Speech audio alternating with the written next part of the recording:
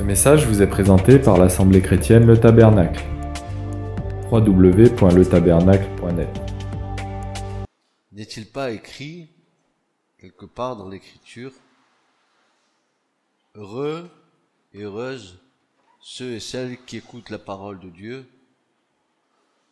mais bienheureux ceux qui la mettent en pratique. »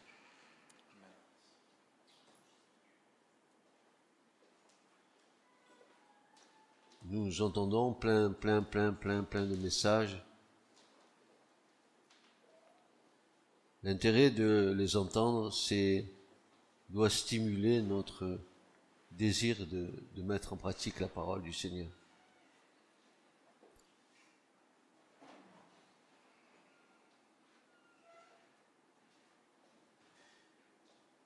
Nous avons commencé à examiner le contenu de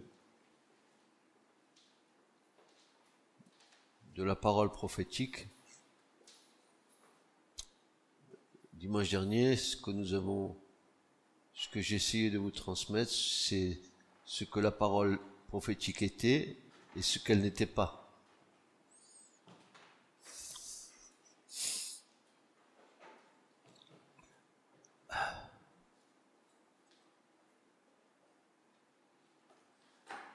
Puisque la parole prophétique a toujours attiré par sa part de mystère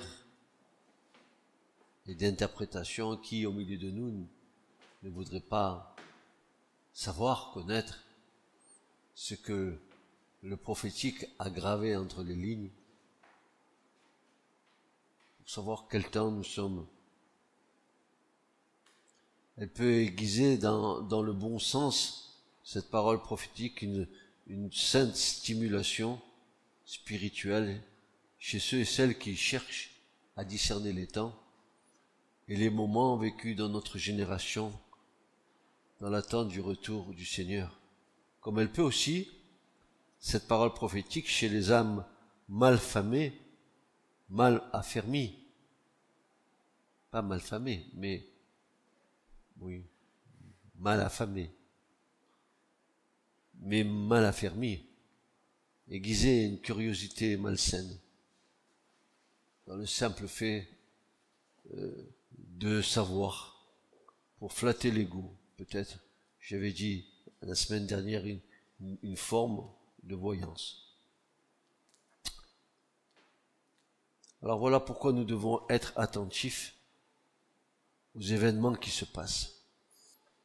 Il y a ce passage de l'Écriture dans l'Ancien Testament du prophète Habakkuk, au chapitre 2, versets 2 et 3, qui dit ceci: « L'Éternel me répondit et dit, »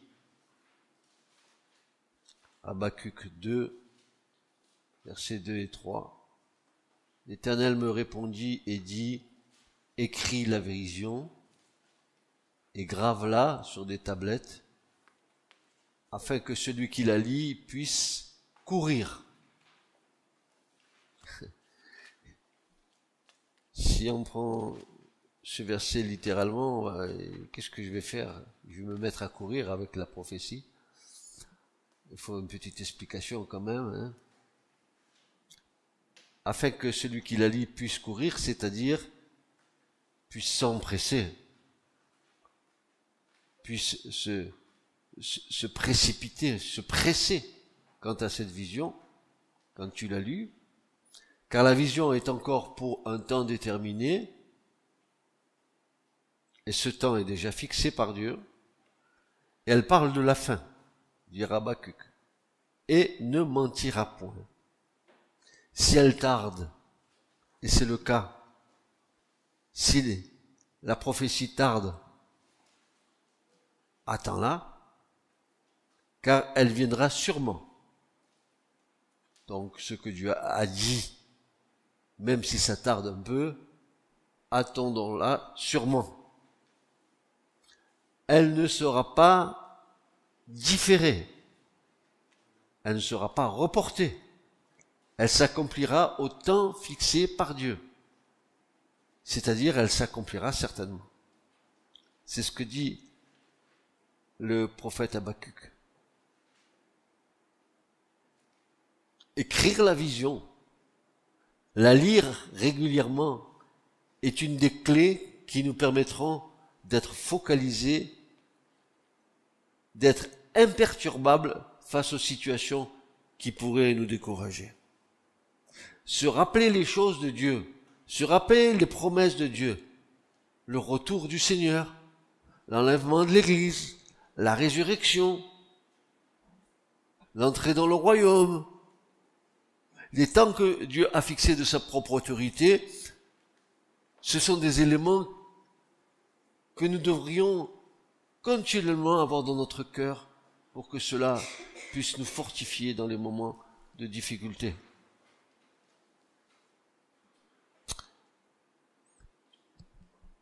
Je crois que la prophétie, elle a un pouvoir vitaminant. Elle nous donne de la vitamine. Pourquoi? Parce que elle nous met dans l'espérance. Elle nous met dans l'espérance, par exemple, du retour du Seigneur. Elle nous met dans l'espérance, par exemple, de l'enlèvement. Elle nous met dans l'espérance d'un temps où nous allons régner 1000 ans avec le Seigneur. Ce millénium béni qui va venir, où l'agneau paîtra avec le lion, où l'enfant mettra le trou dans la main et mettra sa main dans le trou d'un serpent et il sera pas mordu, où la création aura retrouvé son calme. Repasse ces choses dans ton cœur. Projette-les pour toi dans les temps qui arrivent. Et tu verras quel sera un pouvoir vitaminant pour ta vie. Elle te donnera de l'espérance, de la joie en disant, mais oui, le Seigneur ne saurait mentir. Ce qu'il a dit, il l'accomplira certainement.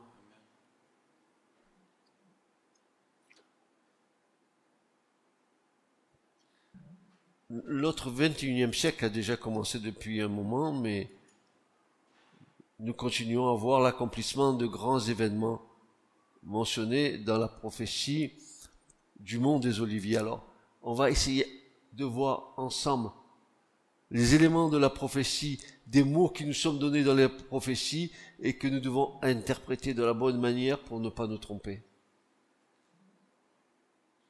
Alors, cette prophétie, par exemple, où Jésus a parlé, pour les temps de la fin, vont nous être relatées par 3 apôtres, Matthieu, Marc et Luc.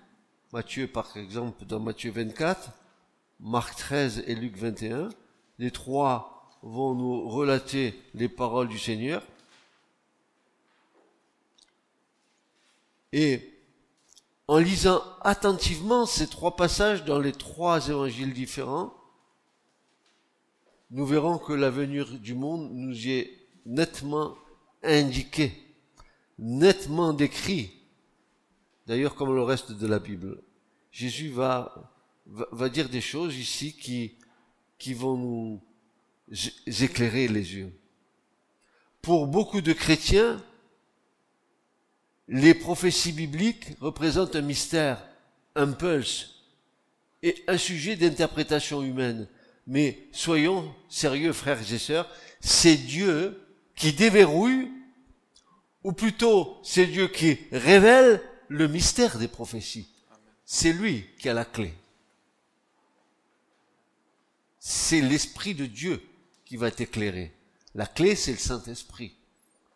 Et quand le Saint-Esprit t'éclaire, la prophétie devient vivante. Tu commences à la comprendre.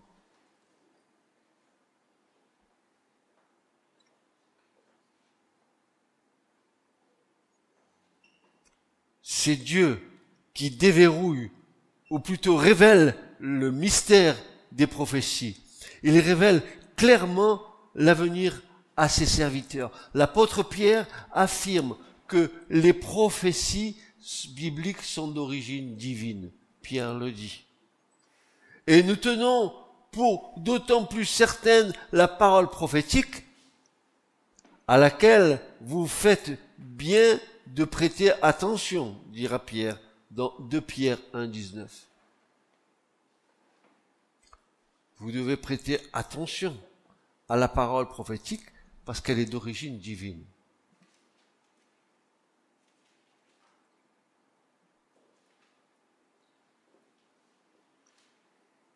Pierre était au courant des Écritures et des prophéties. Il affirme que celles-ci sont certaines et que nous, en tant qu'enfants de Dieu, devrions y prêter l'oreille et même aiguiser notre esprit, être en état d'alerte en les observant et en les discernant dans leur réalisation. Mon être, frères et sœurs, aujourd'hui, dans le temps où nous vivons, notre être entier tend vers la révélation de la parole prophétique pour savoir quelle est l'heure à l'horloge de Dieu. Quelle est l'heure à l'horloge prophétique de Dieu?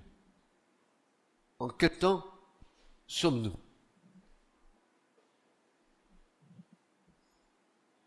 Quelle est donc cette vérité au sujet des prophéties? Que dit réellement la Bible en ce qui a trait aux événements qui précéderont le retour du Christ? Parce qu'ils voulurent le savoir ou en savoir davantage, les disciples du Christ lui demandèrent. C'est nous les disciples du Christ. Regardez, qu'est-ce qu'ils vont lui demander au Seigneur? C'est ce que nous demandons nous. Dis-nous, quand cela arrivera-t-il? C'est bien la question que nous posons au Seigneur. Et quel sera le signe de ton avènement et de la fin du monde? Matthieu 24, 3. C'est pas ce que nous demandons au Seigneur? Et qu'est-ce qui nous fait dire que nous sommes dans la fin des temps, plutôt que nous sommes dans la fin des jours? Qu'est-ce qui nous fait dire? Parce que nous avons vu déjà la réalisation de beaucoup de prophéties qui ont avancé dans le temps pour nous dire à peu près dans quel temps nous sommes maintenant. Nous sommes exactement comme ces disciples qui désiraient savoir et le retour du Seigneur et la fin de ce présent monde. Nous avons la même position aujourd'hui que les disciples du Seigneur. Nous désirons savoir.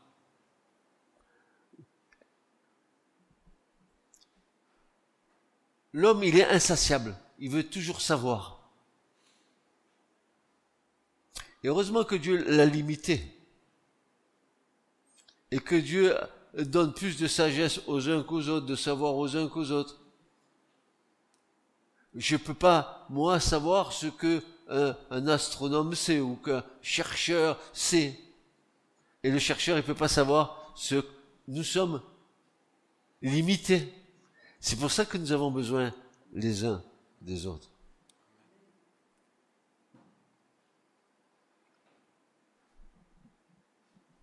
Nous, qui sommes un peuple de prophètes,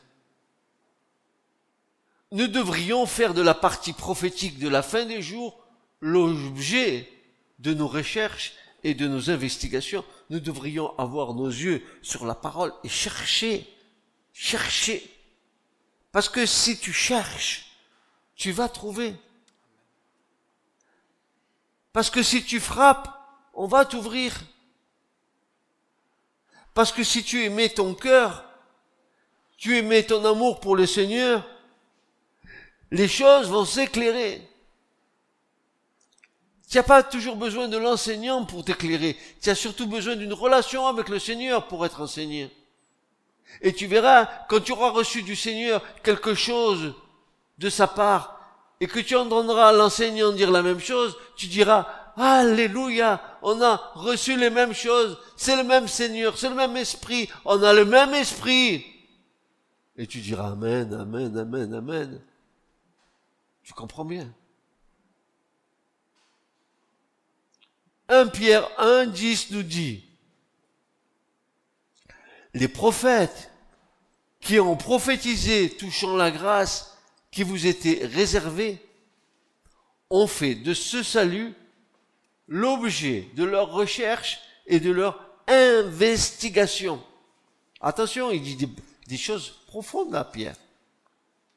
Les prophètes qui ont prophétisé touchant la grâce qui vous était réservée ont fait de ce salut l'objet de leur recherche et de leur investigation. À l'époque, tous les prophètes cherchaient le moment où le temps de la grâce allait être manifesté. Qui est ce temps de la grâce? C'est la venue du Seigneur au milieu des hommes. Jésus a inauguré le temps de la grâce. La loi est venue par Moïse, mais la grâce et la vérité sont venues par le Christ. Et quand Jésus est venu, le temps de la grâce a commencé. Et tous les prophètes qui ont précédé Jésus, ils ont tous prophétisé sur ce temps-là. Et ils ont tous mis leur vie, leur cœur, leur intelligence, tout ce que Dieu a fait d'eux, ils ont tout mis dedans, toute leur force, pour savoir en quel temps ça arriverait.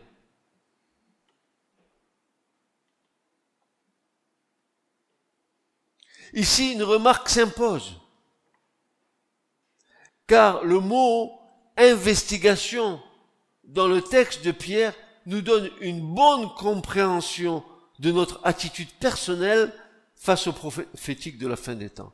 Le verbe grec exeureneo signifie chercher, rechercher avec anxiété, étant tendu vers. Tu comprends déjà l'objet de leur veste. Ils étaient tendus vers ça. Je pose la question ce matin. Es-tu tendu vers ces choses? Ou t'occupes-tu uniquement que de ta foi? Il dit ceci, cherchez avec anxiété, étant tendu vers, et diligemment chercher, faire des investigations complètes. C'est comparer cela à un chien de chasse qui renifle la piste. Il cherche. C'est comme toi. Tu renifles, tu cherches la piste qui va te mener à la prophétie, à la révélation de la prophétie. Tu as vu le chien, tu le vois partir d'un côté. Tout d'un coup, il repart de l'autre. Et puis, tout d'un coup, ça y est, il a trouvé la piste. C'est nous, ça. Nous devons avoir un odorat spirituel. Nous flairons, nous cherchons, nous reniflons la parole de Dieu. Nous cherchons le prophétique. Nous cherchons le temps que Dieu a fixé de sa propre autorité. Nous cherchons où est le temps que Dieu a fixé dans l'administration des temps que lui-même a établi.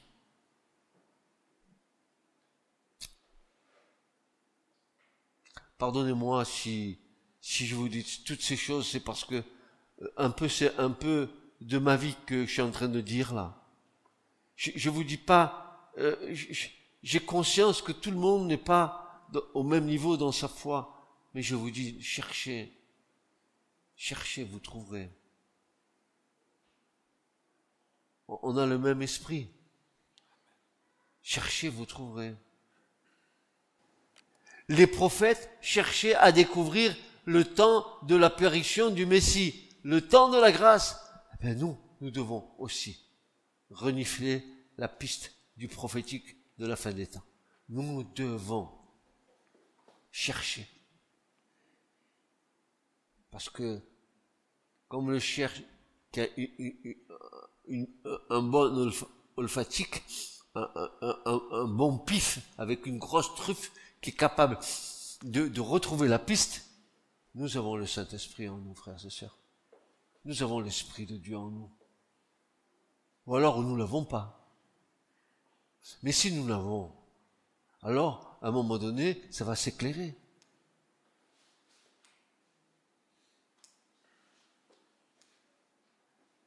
Ainsi devrait être notre attitude face au prophétique. Maintenant, je vous ai dit que nous devions examiner 5 principes ou 5 clés qui nous aideraient à mieux comprendre les prophéties bibliques. La première clé est importantissime, très importante. Elle est le garde-fou par excellence pour que nous ne partions pas dans des délires spirituels d'interprétation. C'est que la Bible s'interprète elle-même, elle n'a pas besoin d'interprétation humaine. La Bible s'interprète elle-même.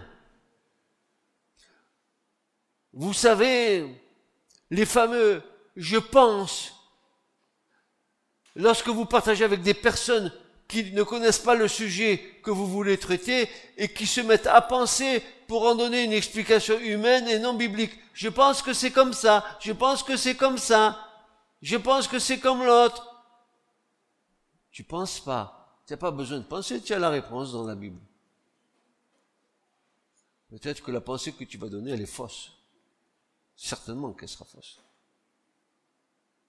Parce que tout se fasse sur la déclaration de 2 ou 3 témoins. Un verset biblique, il a besoin de témoignages de 2 ou 3 autres versets pour lui donner la lumière suffisante et sa crédibilité. Un verset biblique doit être attesté par 2 ou 3 versets bibliques qui vont dans le même sens. Sinon, si tu prends un verset, tu le sors du contexte biblique, tu en fais un prétexte. Il faut que ce verset, il soit éclairé par d'autres versets. Et c'est pour ça que ça te donne de la force. Parce que le verset seul n'est pas suffisant. Tu peux lui faire dire ce que tu veux. Par contre, s'il est éclairé par 3 autres versets, tu auras toute la compréhension nécessaire. Que tout se fasse sur la déposition de 2 ou 3 témoins. Il en est ainsi dans l'Écriture. Tu peux pas prendre un verset pour en faire un prétexte ou en faire une doctrine. C'est pas possible. D'ailleurs, les sectes, c'est comme ça. Elles partent sur un verset pour en faire une doctrine, et puis voilà, ça devient une secte. La première clé, donc, c'est la suivante. C'est que la Bible s'interprète elle-même. Elle n'a pas besoin d'interprétation particulière. Alors, nous allons prendre un exemple. L'exemple que nous avons, c'est, pour nous, dans le Nouveau Testament, c'est le livre de l'Apocalypse, qui est rempli de symboles. Voyons voir comment nous les interprétons. Est-ce que nous les interprétons avec nos... Ah, les 7 étoiles, ben c'est les étoiles qui sont dans le ciel, là-bas, celle qui est là-bas, le pôle nord, le pôle sud. Non, nous allons voir ce que l'Écriture dit. Par exemple, le livre de l'Apocalypse contient tout un langage symbolique. Le premier chapitre décrit le Messie glorifié, le Fils de l'homme, debout au milieu de 7 chandeliers. Et Apocalypse 1,16 déclare qu'il tient 7 étoiles. Que symbolisent ces étoiles et ces chandeliers? Quelle interprétation allons-nous leur donner? Est-ce que nous disons, tiens, c'est des chandeliers qu'avait ma grand-mère? Ou c'est les étoiles du cosmos là-bas en haut? Ça pourrait être notre interprétation. Je pense que c'est comme ça. Mais l'Écriture, elle dit pas qu'elle pense comme moi. Que dit l'Écriture? Voilà. Nous n'avons pas besoin de spéculer ou d'avoir une révélation particulière ou même extravaguer, rentrer dans des extravagances. La Bible nous en donne la signification. Voici ce que dit l'Écriture. Le mystère des 7 étoiles que tu as vues dans ma main droite et des 7 chandeliers d'or. Les 7 étoiles sont les anges des 7 églises. Ah, c'est plus des étoiles, voilà que c'est des anges. Et les 7 chandeliers sont les 7 églises. Ah bon, je croyais que c'était les chandeliers de ma grand-mère. Vous comprenez que nous sommes en plein dans un symbolique, et la symbolique, c'est que elle a besoin de la vraie interprétation. Et l'Écriture nous dit que les 7 étoiles sont les 7 anges. C'est écrit à l'ange qui est à l'église de Philadelphie. Alors, est-ce que c'est un ange comme nous le concevons, ou c'est un responsable de communauté? Mais le responsable d'une communauté, c'est comme un ange. Alors vous voyez qu'on peut toujours parler, toujours extravaguer, toujours... Non, mais les anges, c'est pas des anges avec des ailes peut-être, c'est peut-être des responsables de communautés. Les 7 chandeliers, ce sont les 7 églises. Alors donc, l'église, c'est quoi? C'est comme l'église, c'est un chandelier. Et pour que l'église brille, qu'est-ce qu'il lui faut? De l'huile. Et pour qu'il y ait de l'huile, où faut-il aller la chercher?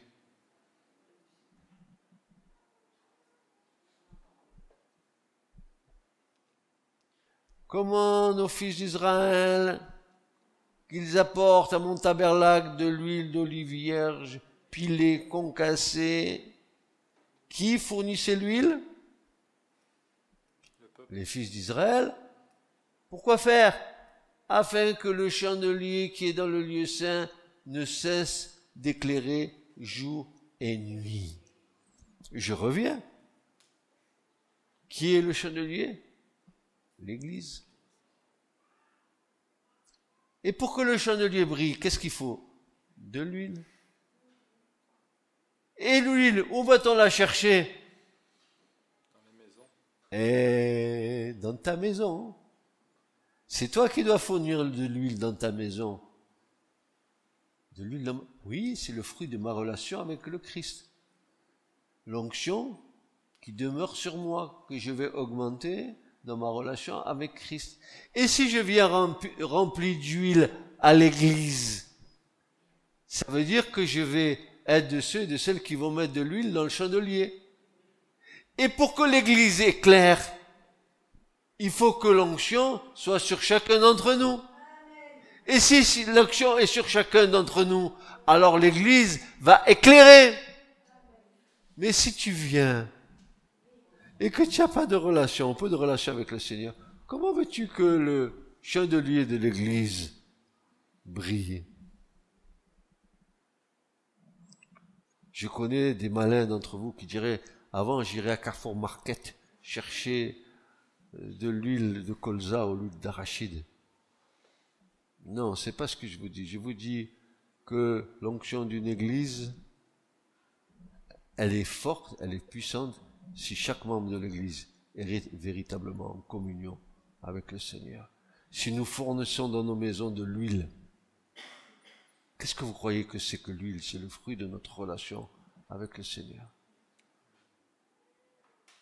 Et vous avez bien vu que dans le texte, c'est l'Israélite qui devait piler l'huile. C'était pas quelqu'un d'autre, il n'allait pas au moulin.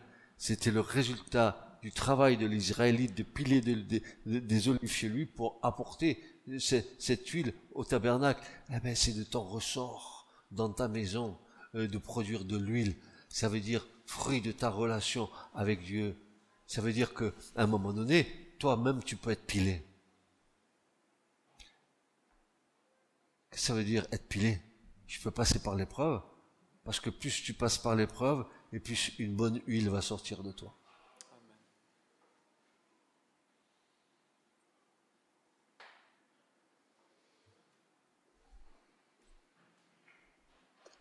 Le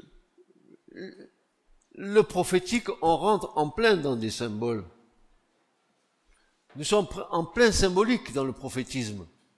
C'est pour ça que dans le symbole, il nous faut donner la bonne interprétation. Faut pas extravaguer, partir dans tous les sens.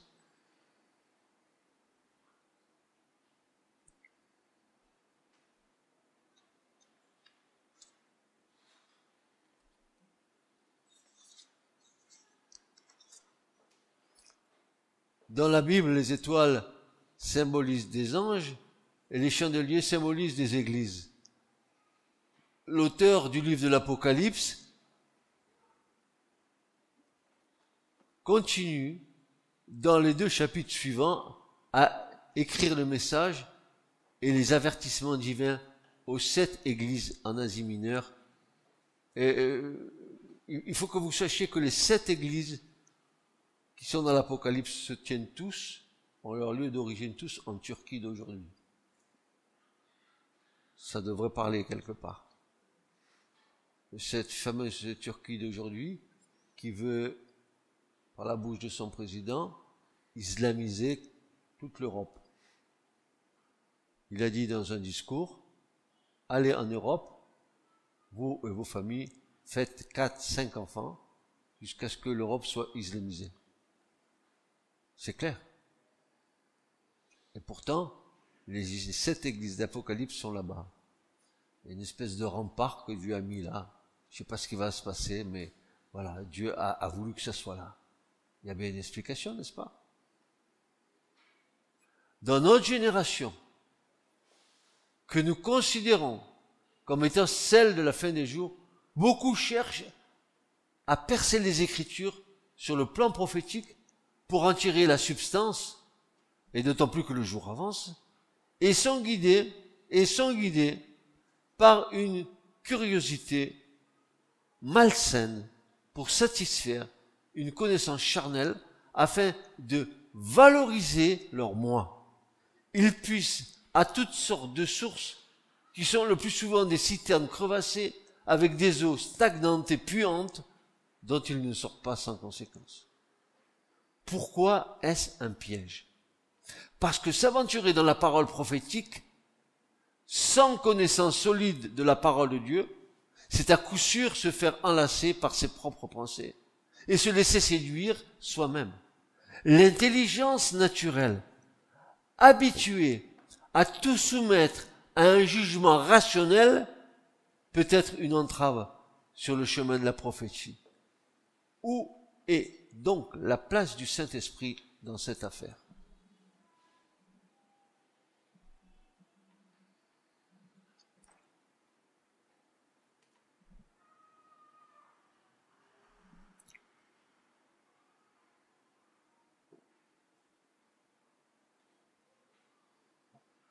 Nous voulons bien nous réclamer du Saint-Esprit, mais le plus souvent, soyons honnêtes, c'est encore notre moi qui dirige un peu l'affaire. Jésus n'a pas encore pris complètement le gouvernail de notre vie pour nous diriger là où il veut nous diriger. Frères et sœurs, je ne base pas ma foi sur ce que disent les uns ou croient les autres, mais bel et bien sur la parole immuable et permanente de Dieu. Vous avez compris cette phrase? Je ne base pas ma foi sur ce que disent les uns ou croient les autres, mais bel et bien sur la parole immuable et permanente de Dieu. Seule une relation personnelle avec le Christ peut nous ouvrir la perspective de la compréhension prophétique. Une autre remarque, et non des moindres, qui entre en compte pour la plus grande part, c'est l'amour de la parole de Dieu. C'est l'amour de la parole de Dieu. J'aime cette parole, je l'aime tellement que je la serre sur mon cœur, et comme dira David, afin de ne pas pécher contre toi. L'ouverture de notre intelligence est l'acte souverain et prioritaire du Seigneur pour nous aider dans cette compréhension spirituelle. L'Écriture est un immense iceberg qui a une partie visible et accessible, mais la partie cachée, celle que l'on ne voit pas, est une immensité non mesurable, car elle est comparée au Seigneur lui-même. Ce qui me fait dire que très souvent, nous passons sans nous en rendre compte sur les merveilles qui sont cachées et qui ne demandent qu'à être révélées selon les conditions du royaume. Mais quelles sont ces conditions, frères et sœurs? Quand nous voyons que l'écriture, cette écriture que nous lisons là, c'est la partie de l'iceberg que nous voyons. Mais la profondeur de ça, c'est ce qu'il y a en dessous, dans l'eau, qui peut être immense sous l'eau. Immense sous l'eau. L'iceberg que tu vois, c'est rien du tout par rapport à ce qu'il y a en dessous. Ça, c'est la parole de Dieu. C'est pas ce que tu vois. C'est ce que tu ne vois pas. ce qui est caché, qui demande à être révélé, que le Seigneur veut te révéler. Et pour ça, il y a des efforts à faire.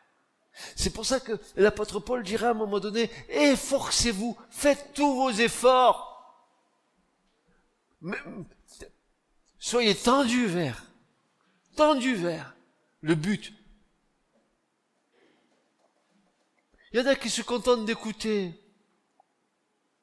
C'est pas mal, mais c'est pas suffisant. Bien heureux ceux qui écoutent, mais bien heureux ceux qui mettent la parole de Dieu en pratique, n'est-ce pas?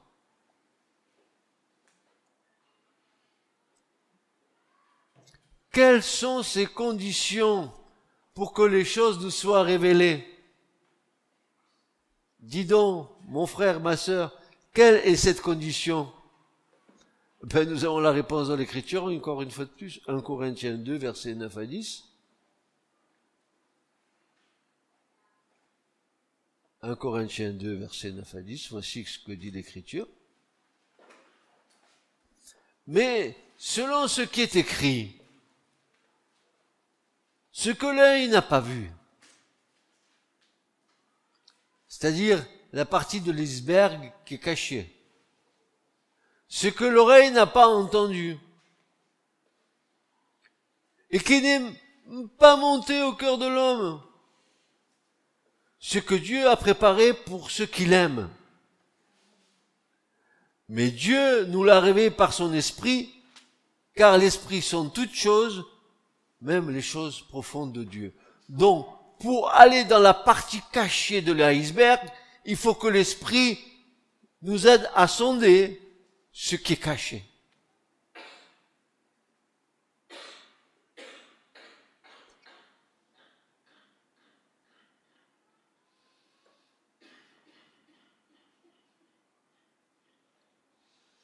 Dieu nous l'a révélé par son esprit, car l'esprit sont toutes choses, même les choses profondes de Dieu.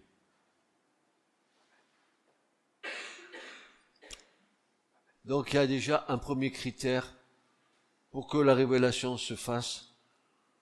Nous devons aimer Dieu.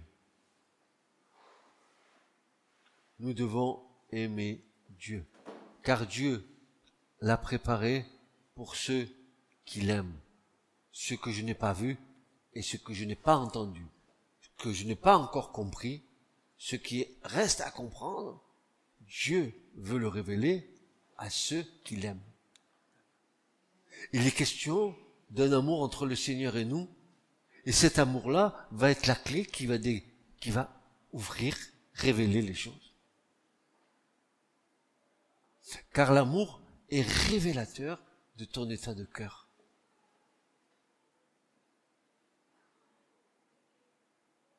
Dans les prophéties, par exemple, vous trouvez le mot montagne. Alors tous pensent que la montagne, c'est ce que nous connaissons, le Mont Blanc, 4807 mètres, le mont Everest, etc., etc. Ça, c'est le mot terrestre de la montagne. Mais qu'est-ce que signifie le mot montagne dans l'Écriture? Est-ce que c'est la même signification? Le mot montagne est utilisé pour désigner un royaume, un empire ou un gouvernement. Et c'est dans le livre de Jérémie où Dieu déclare qu'il punira le grand empire de Babylone. Je rendrai à Babylone et à tous les habitants de la Chaldée tout le mal qu'ils ont fait à Sion. Sous mes yeux, dit l'Éternel. Voici, j'en veux à toi, montagne de destruction. Alors, est-ce que c'est une montagne? Dieu parle à la montagne? Non. Dieu, il est en train de parler à Babylone. Il compare Babylone à une montagne. Babylone, c'est un empire puissant. C'est la tête de la statue de Daniel. C'est la tête d'or. Et pourtant, comme je partageais il n'y a pas très longtemps avec un frère, je disais ceci, tu sais, la tête d'or, la tête de la statue, c'est la tête qui a transmis à la statue comment dire, toutes les... Ah, j'ai pas le mot.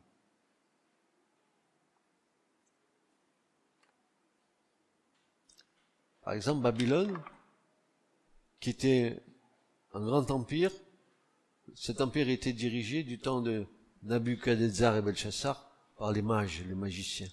Cette statue-là, elle vivait sous l'occultisme complet. Et d'ailleurs, il y a eu une opposition entre Daniel et ses compagnons et les mages de Nabuchodonosor. On a vu ce qui s'est passé. Et la tête de Babylone, la partie occulte de la tête de la statue s'est transmise de royaume en royaume. C'est passé après avec les Mèdes et les Perses, qui étaient la poitrine d'argent, ensuite les reins, hein, c'est-à-dire la cuirasse, etc., etc. Et tous ces principes occultes sont passés d'un royaume à l'autre jusqu'à Rome en bas, où nous voyons apparaître dans la partie occulte des démons qui changent de nom au moment où les empires changent de nom aussi. Mais c'est les mêmes démons. Et c'est depuis Babylone jusqu'à nous, aujourd'hui. Vous croyez pas que nous baignons pas, nous, dans l'occulte? Voici, j'en veux à toi, montagne de destruction, dit l'Éternel, à toi qui détruisais toute la terre. J'étendrai ma main sur toi, je te roulerai du haut des rochers, et je ferai de toi une montagne embrasée. Alors, vous voyez, la montagne ici, c'est pas la montagne telle que nous l'imaginons, mais la montagne, c'est un empire. C'est un gouvernement. Une montagne, c'est quelque chose d'immense. C'est de majestueux, c'est haut, ça prend de la place. Et même Babylone, c'était ça. Ici, Dieu utilise le symbole de la montagne pour désigner un royaume ou un empire. Le roi de Babylone, Nebuchadnezzar, avait eu un songe qui lui fut expliqué par Daniel. Le roi avait rêvé d'une grande statue. Il avait vu une pierre frapper les pieds de cette statue qui représentait le royaume de Babylone, suivi de l'empire perse, puis de l'empire gréco-macédonien et enfin de l'empire romain. Alors le fer, l'argile, les reins, l'argent et l'or furent brisés ensemble et devinrent comme la balle qui s'échappe d'une aire en été. Le vent les emporte et nulle trace n'en fut retrouvée. Mais la pierre qui avait frappé la statue devient une grande montagne et remplit toute la terre. Mais qu'est-ce que ça veut dire, ça? Une pierre qui devient une grande montagne et qui remplit toute la terre. Vous avez bien compris que la petite pierre qui va taper, c'est la pierre angulaire, c'est la pierre, c'est la roche pina, c'est le Christ qui va venir taper les pieds de la statue, alors que la pierre va devenir une montagne, alors que le royaume de Dieu va s'installer sur la terre.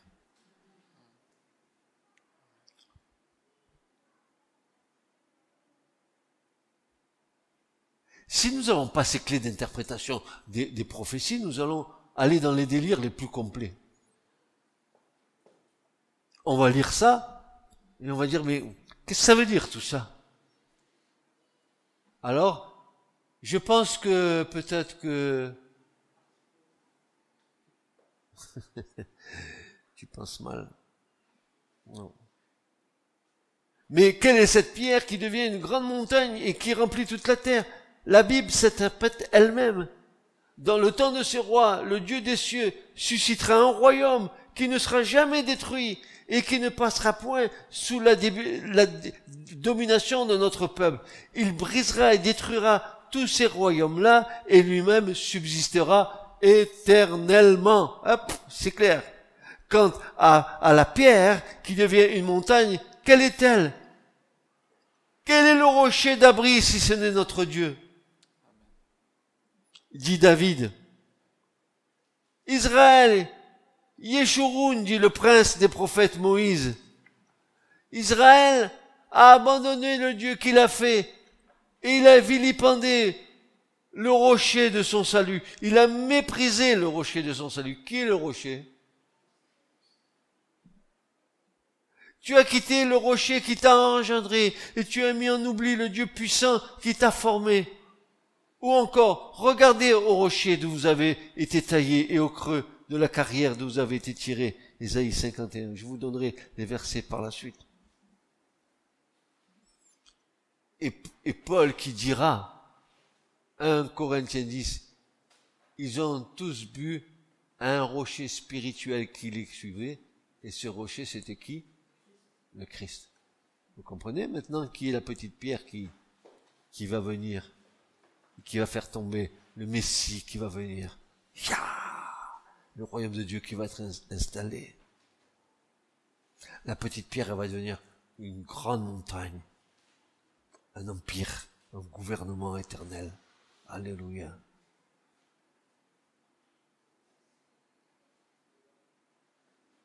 Quelle montagne ou royaume régnera sur la terre entière? Il y a tant de prophéties qui expliquent que ce royaume sera le royaume de Dieu, dirigé par le roi des rois, le Messie, Jésus-Christ. Il détruira à la dernière résurrection aux vestiges de l'Empire romain de la fin des temps. Finalement, sous le gouvernement et le royaume de Dieu, la paix régnera sur toute la terre. C'est le millénium. En fait, la pierre qui frappe les pieds de la statue et qui devient une grande montagne, c'est le Christ instaurant le royaume de son Père sur la terre.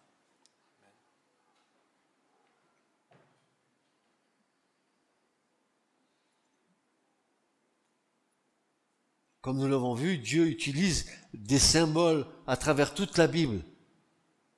Les étoiles symbolisaient les anges, les chandeliers symbolisaient des églises, et une montagne peut être symbolique d'un royaume ou d'un gouvernement. Voilà, ça c'est la première clé. La seconde clé. La seconde clé pour comprendre les prophéties bibliques, c'est dans la prophétie, l'espace-temps prophétique.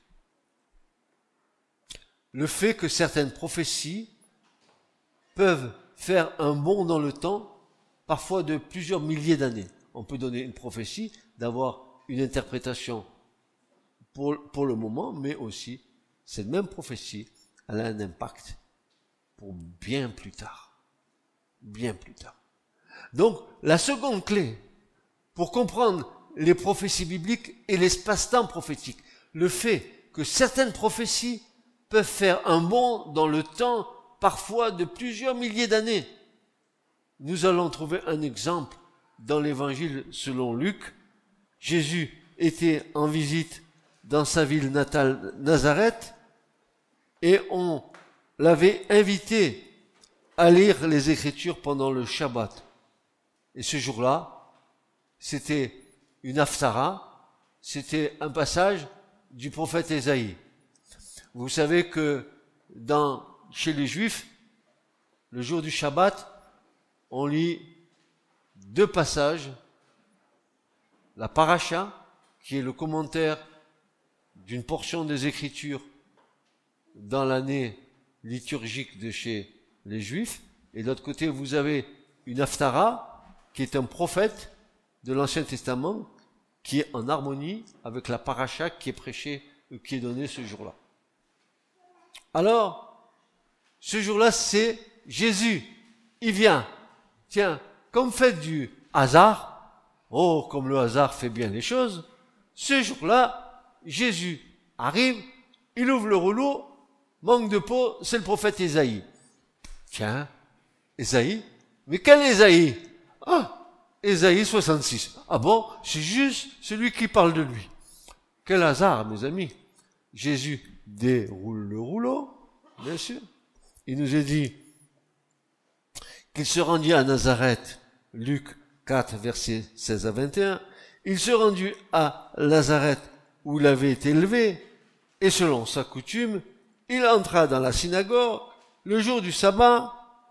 Donc c'était le jour où il allait lire la paracha d'Isaïa. Isaïa, le prophète qui allait juste, mais alors c'est vrai, c'était pile poil, c'était juste le passage qu'il fallait pour que Jésus le lise. Et il dit ceci, que Jésus prit le livre du prophète Isaïe, que l'ayant déroulé, il trouva l'endroit où il était écrit, et ça commence bien, l'Esprit du Seigneur est sur moi, dira-t-il, parce qu'il m'a oint pour annoncer une bonne nouvelle aux pauvres, puis il m'a envoyé pour guérir ceux qui ont le cœur brisé, pour proclamer aux captifs la délivrance, aux aveugles le recouvrement de leur vue, pour envoyer libres les opprimés, pour publier une année des grâces du Seigneur. Et là, Jésus, il s'arrête. Il roule le rouleau, le remet au serviteur, et il s'assoit. Tous ceux qui trouvaient dans la synagogue avaient les regards fixés sur lui. Alors il commença à leur dire, « Aujourd'hui, cette parole de l'Écriture que vous venez d'entendre est accomplie. » Luc 4, versets 16 à 21. Seulement, si vous regardez la prophétie d'Isaïe, elle n'est pas complète. Jésus n'a pas tout lu. Parce qu'il y avait aussi une année de vengeance de la part de l'Éternel. Et Jésus l'a pas dit, cela. Pourquoi il l'a pas dit? Parce que cette année de vengeance devait se faire à la fin des temps. Lui, il était venu pour proclamer une année de grâce. Et s'est arrêté là. Donc la prophétie, elle a deux impacts. Elle a un impact immédiat. La grâce est là. Mais attendez, viendra le jour de la colère de Dieu. Et là, Jésus l'a pas dit. Parce que c'était pas encore réalisé, c'est à réaliser. Oui, le Messie est venu prêcher l'évangile aux pauvres, accorder la liberté à ceux qui sont oppressés, proclamer une année de grâce du Seigneur. Il a dit à ceux qui l'écoutaient que cette prophétie d'Ésaïe était exacte, car elle était accomplie par lui, mais cela ne concernait pas toute la prophétie. Lorsque nous regardons dans Isaïe le passage que Jésus a lu, nous découvrons que celui-ci a fermé le livre au milieu d'un verset. Il n'a pas lu le verset tout entier. S'est arrêté une année de grâce parce que ensuite il y avait un jour de vengeance de la part de l'Éternel, et ça il le dit pas. Il s'arrête là. Pourquoi a-t-il fait cela?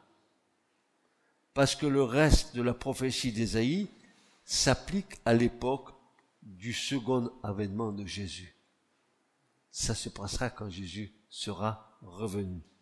Donc Jésus ne l'a pas dit, et la prophétie qui a été donnée ce jour-là, dans la synagogue de Nazareth, elle avait un double impact, un impact immédiat.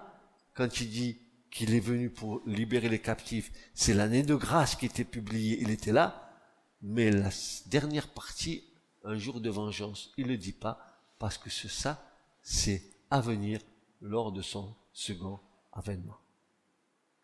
Alors vous voyez, cette prophétie, elle a, quand on la lit, elle a un impact.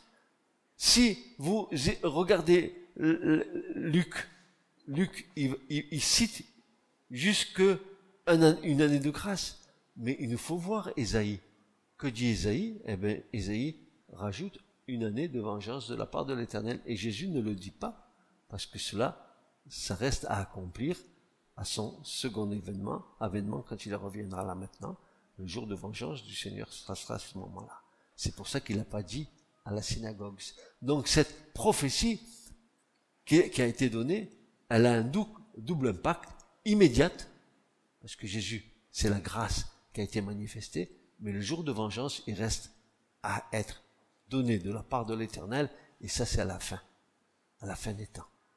Ça nous implique à nous, on n'est pas loin de tout ça, n'est-ce pas? Nous devons donc scruter les prophéties avec le plus grand soin et un cœur ouvert à l'Esprit Saint pour recevoir les lumières suffisantes pour notre compréhension spirituelle. L'intelligence humaine ici a peu de place. Ce qui est réellement nécessaire, c'est l'intelligence spirituelle qui a été renouvelée par le Saint-Esprit.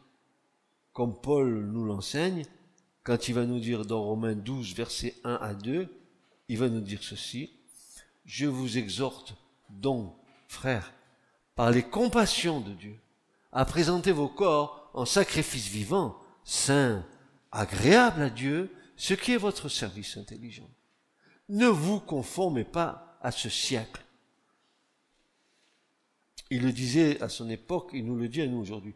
Ne vous conformez pas à ce présent siècle, mais soyez transformés. C'est-à-dire, soyez métamorphosés, soyez transfigurés par le renouvellement de votre entendement, pour que vous discerniez quelle est la volonté de Dieu, bonne, agréable et parfaite, pour que vous discerniez seulement le renouvellement de l'intelligence, seulement notre intelligence ouverte par le Seigneur, comme il l'a fait le soir de la résurrection avec les disciples, est suffisant pour que nous puissions avoir une compréhension du prophétique de la fin des temps.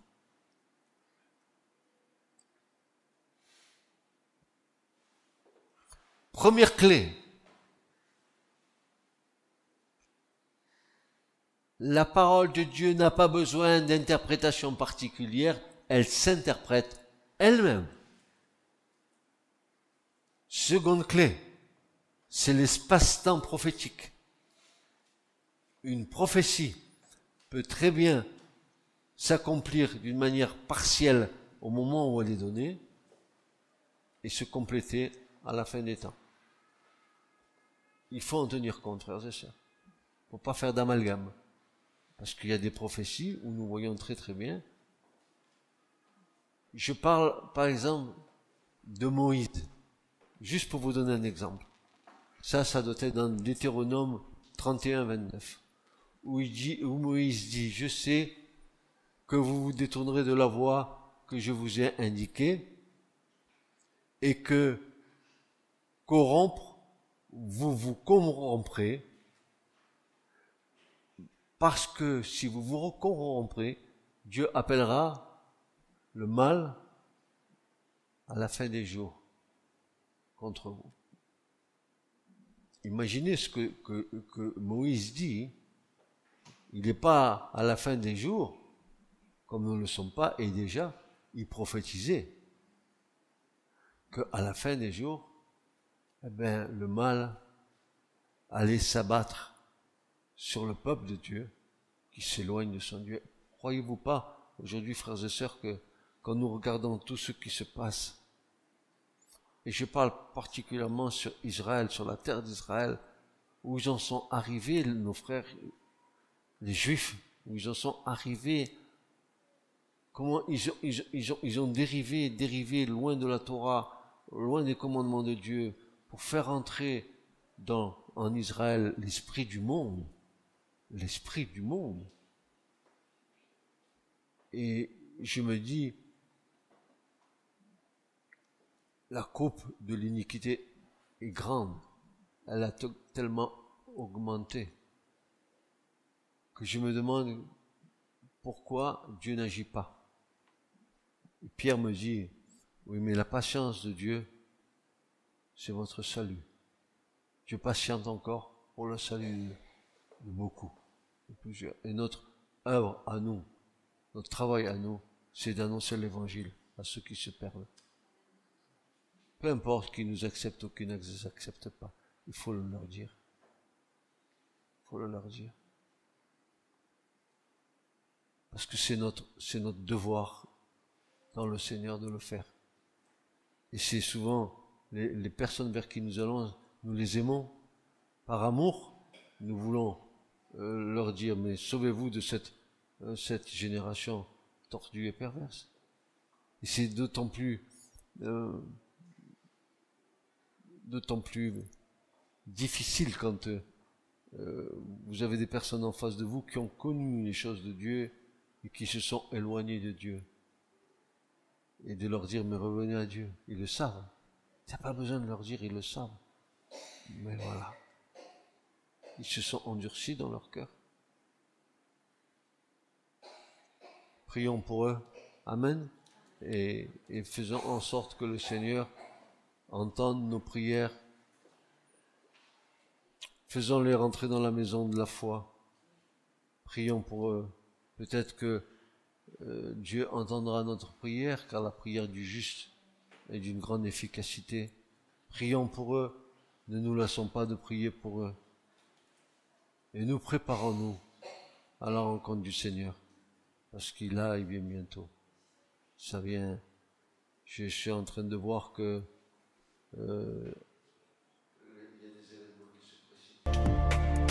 Ce message vous a été présenté par l'Assemblée chrétienne Le Tabernacle.